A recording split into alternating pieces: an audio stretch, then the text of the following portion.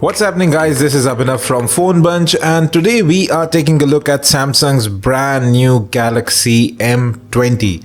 Now finally in 2019 we have a Samsung smartphone worth looking into, especially in this mid-range to lower mid-range segment. So first let's have a look at the box. Pretty minimalistic packaging. There are some specs at the back. So you get a 6.3-inch Infinity V display. That's a dewdrop sort of a notch at the top. You have 13 and 5 megapixel cameras at the back, 8 megapixel camera in the front, and you have a massive 5000 milliamp hour battery. And yes, it supports fast charging this time around over a USB Type-C port. So lots of exciting things about this smartphone here. So coming to the packaging, you do get a quick start guide, you have the phone right up top, and you get that fast charger right within the box. It's pretty surprising from Samsung to see these developments. I wish they would have come earlier, but it is very well appreciated.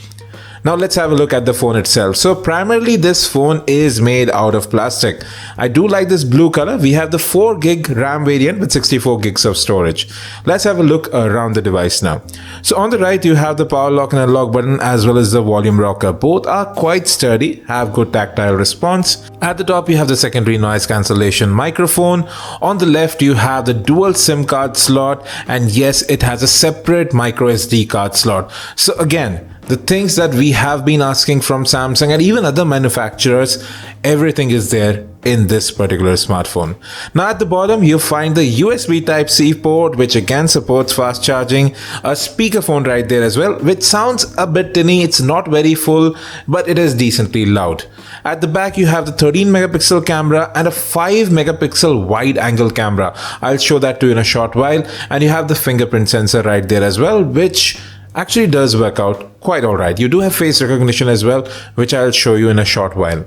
Now in the front you have the speaker grill and the 8 megapixel camera right there as well. And well folks, this is a 6.3-inch FHD plus display or Full HD plus display.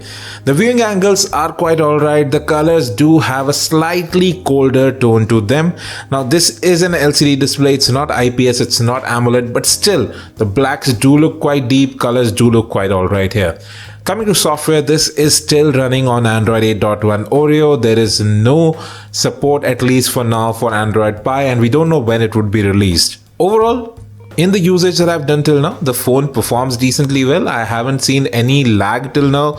I have been using this phone for quite some time now. So you can see right there. And when we come to storage, you'll get about 50 odd gigs of storage available right out of the box. And there are some apps that are going to be downloaded automatically on your phone. And well, RAM pretty much you'll get about 1.5 gigs free when some apps are running in the background. You have this new lock screen stories available as well. Now this does show some apps for playing games and such, but once again you can actually disable it.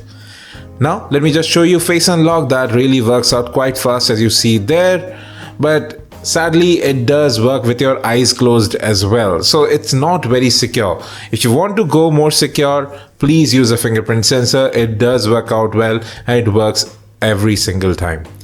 Coming to cameras, you can see that wide angle lens right there. It has sort of a barrel or a fish eye effect, especially on the sides, but the software does try to improve that quite a bit in Samsung's own gallery app. I'll talk about the camera later in a separate review.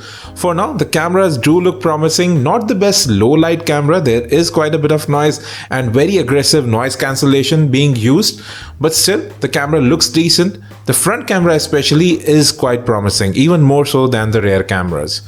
So overall, this is a very promising smartphone, even in the camera department, given the pricing of around rupees 12,990 for the 4 gig RAM variant and 10,990 for the 3 gig RAM variant. Very aggressive pricing from Samsung here. They're clearly gunning for Xiaomi right now. The one phone that provides the most adequate competition to the smartphone right now, well, that is the Asus Zenfone Max Pro M2 with a Snapdragon 660. It is more powerful, but yes, the build quality is similar on both these smartphones. And well, talking of design, yes, I do like the Samsung M20 a bit more. We'll have a lot more about the Samsung M20 very soon. Do stay tuned to PhoneBunch for more. Yes, the videos are going to be regular from now on. Thanks for watching, and as always, have a great day.